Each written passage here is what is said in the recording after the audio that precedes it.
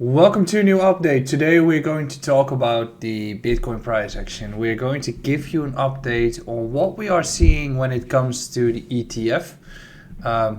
Perhaps you don't even know that there is a spot ETF at this point, but the hype is going away. But the hype for the halving might come, and the hype surrounding Ethereum might come as well. We're going to talk about Bitcoin today, in which we're looking at the ETF, the inflows, the impact, the price action, all those things we're going to talk about, because there's always a narrative in the markets, and today we'll be discussing which ones are going to be critical in the coming period and which ones were the ones that were critical in the previous period. So before we continue, make sure to hit the like button, subscribe to this YouTube channel. Also make sure to check out my other social media channels, which are X, which are Instagram, where I'm providing as much information as I could do when it comes to the markets. I provide all my insights on X, long reads, all those things I'm doing on that platform. So make sure to check it out. Now, this video is sponsored by my partner Bybit, which I use for my day-to-day trading when it comes to derivatives. So make sure to check it out if you're interested into trading into the markets. If you're trading actively, Bybit is giving you the best liquidity possible and up to 30k in deposit bonuses.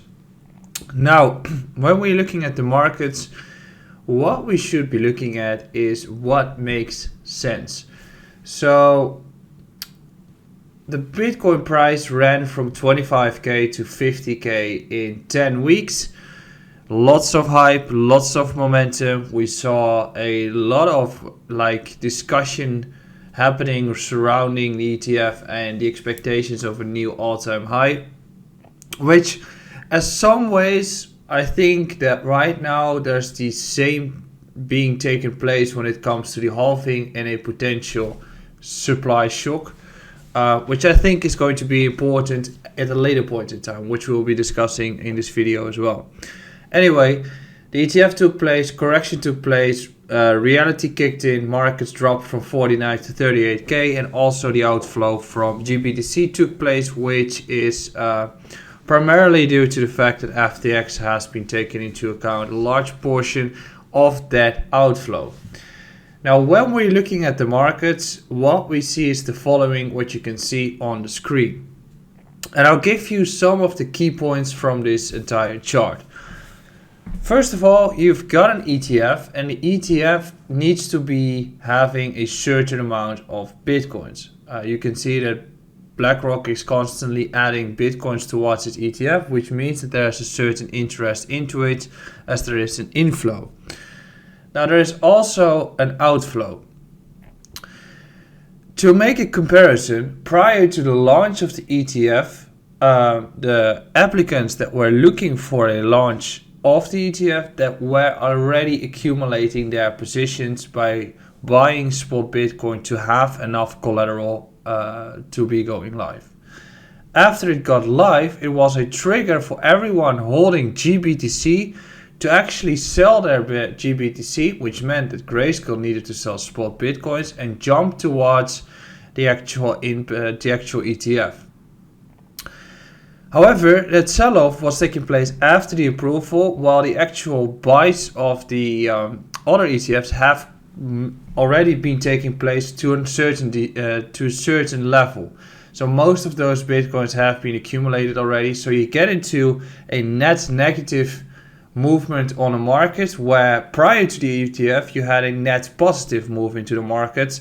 That's why you see those in a pendulum in which the markets go up and afterwards down based on those two things.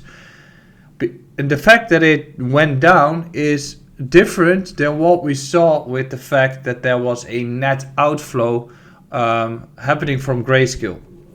So you had an outflow there. You had a net inflow, I need to say it correct, you had a net massive inflow into the ETFs, but price was going down. Price was going down because the actual net movements at that point in the markets was that there was an outflow from Grayscale impacting the markets in such a way. Now, what we see currently is that the second important part of this is that FTX was a big seller through Grayscale, and the FTX outflow is not coming back into the markets because they need to pay back their clients, so they need to liquidate those funds to make sure that they can repay those clients. So as a matter of fact, and we are looking at this chart right now, you can see all the ETFs or comparable products. So iShares, Fidelity, ARK, Bitwise, Invesco, Vanek, Valkyrie, Franklin, and WisdomTree.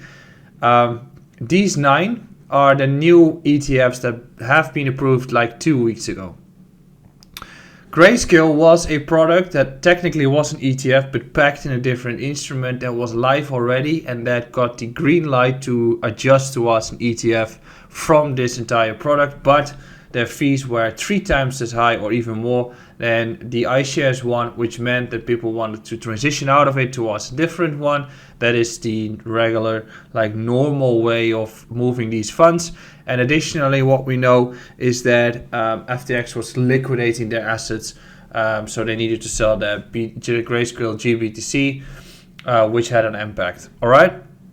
What do we see here? The total volume in the 15 days that the ETFs are live, or 15 days since the approval at least, which is seen that the largest amount of volume was taking place around Grayscale, but also iShares and Fidelity were taking a large chunk of the volume, and that has, at least you can conclude that there's an interest into the actual asset.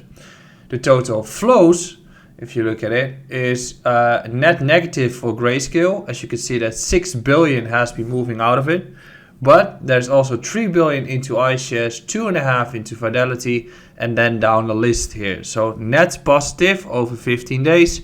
You can see that there's a net number of 1,500 in total, and there's, if you exclude GBTC, you can see that the net flow is 7.3 billion in dollars. Assets, the current assets that they hold, you can see that the amount of Bitcoin that BlackRock has is approximately like 53,000 at this point. And then you got the volume on specific days, which are irrelevant, but this chart by James is a super important one to take into account, which means that if we look at this, you can see that the inflow is pretty heavy. So net inflow is 1.5 billion. But if you deduct the entire flow by the sell of that FTX has been doing, the net inflow is approximately 4 billion into the markets. I think around half comes from FTX, which means that perhaps I'm not sure whether it's half of the volume or half of the flows. I think it's half of the flows, and if it's half of the flows, then the total net inflow is 4.4 billion instead of 1.4. So if you look at that scope, you can actually conclude that the inflow is massive, and that's a positive event for the markets and a positive result for everyone interested into Bitcoin, because this is the most successful ETF launch in the past years for the entire US indices. So I was just giving you some background when it comes to the ETF, that if you see something on social media, it's pretty much more nuanced than it's actually the case when you just see those topics or like those titles happening where you can say, hey, there is such an outflow, hey, there's this. Yes, it has an impact, but it's just timing, which means that price of Bitcoin went from 48 to 38k, and since it went to 38k, the topic around that low was that FTX was continuing the sell-off, and that Grayscale was probably going to take a heavier impact into the markets. So by having that impact, price should go down even more. It's just not true, because at some point the sell-off is going to be less than the inflow on the other ETF applicants, which we see right now. Right now, Fidelity has more volume than Grayscale. In this example, you can see that iShares had more volume than it has seen with Grayscale. You can also see that there is still an outflow from Grayscale, but net positive is 40 million. So 14 million on a day is coming into the markets. If that is going to take place on a daily basis, you will see that we are going to have 15 billion coming into the markets. All right.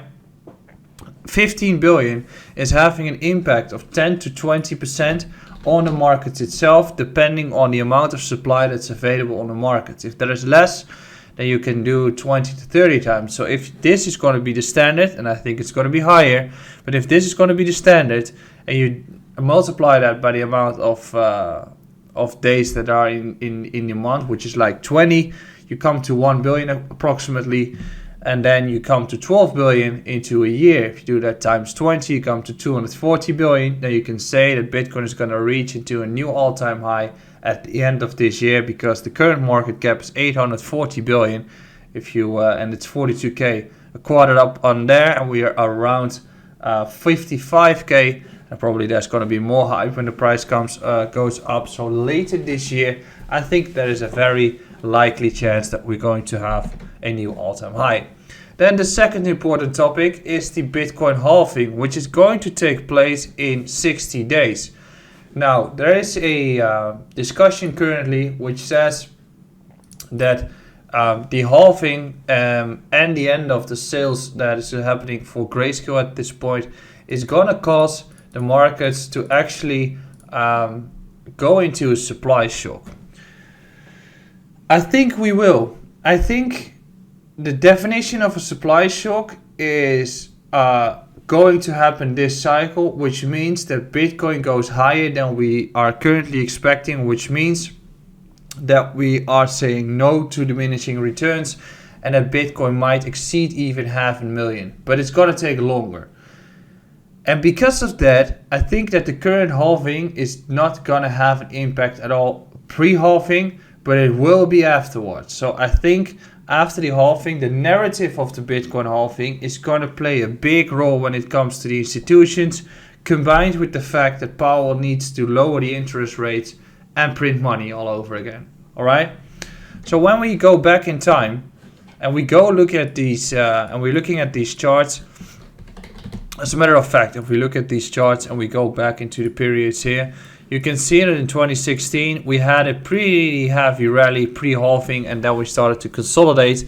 And from there, from like July 2016, it took until December 2017 to peak. All right. If we go towards the 2021, you can see that we had the halving taking place around this period, and from there, basically nothing really happened. Okay.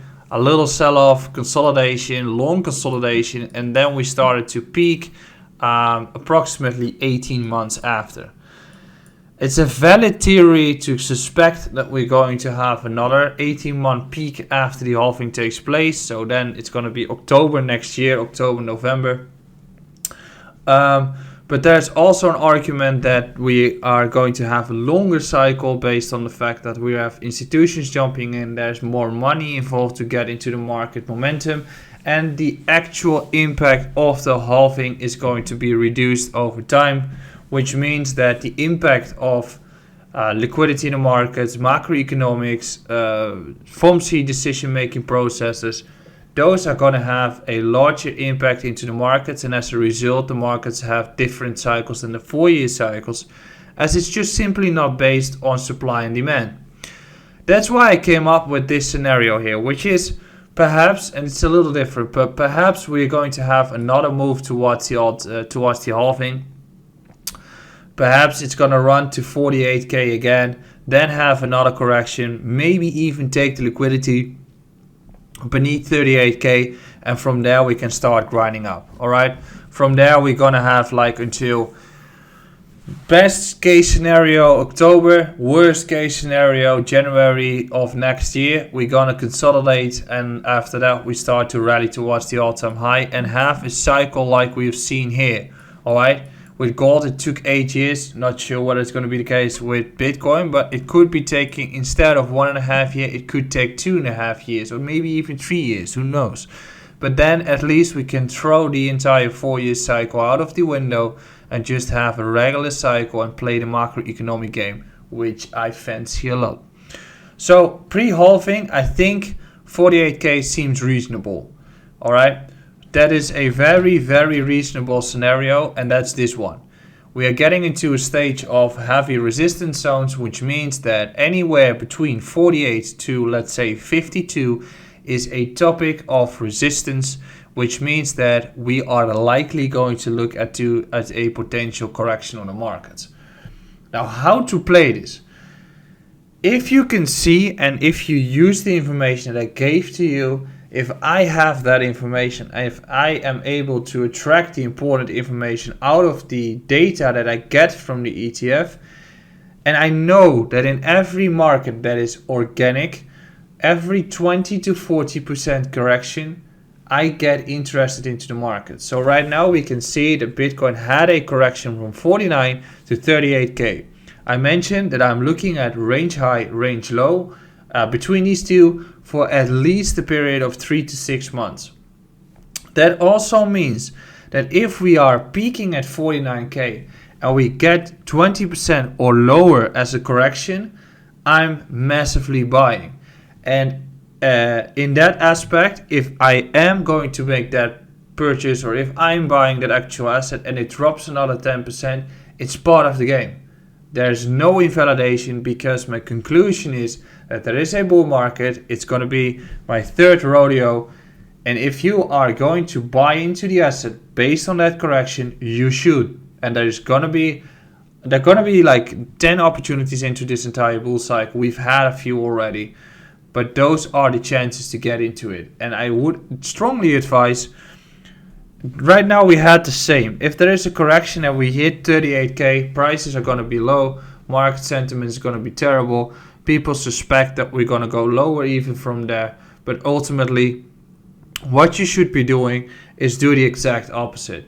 Because if you were doing the exact opposite at the ETF launch and at the actual low, you would have been better off and you would have been making money just like nobody had at that point and nobody would at that point, because if you join the mess, you will be like them and you will be average.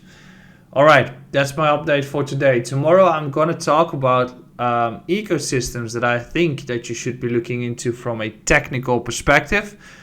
And I hope you're going to watch all the videos. Hit the like button, comment if you want to see a specific topic. Ciao.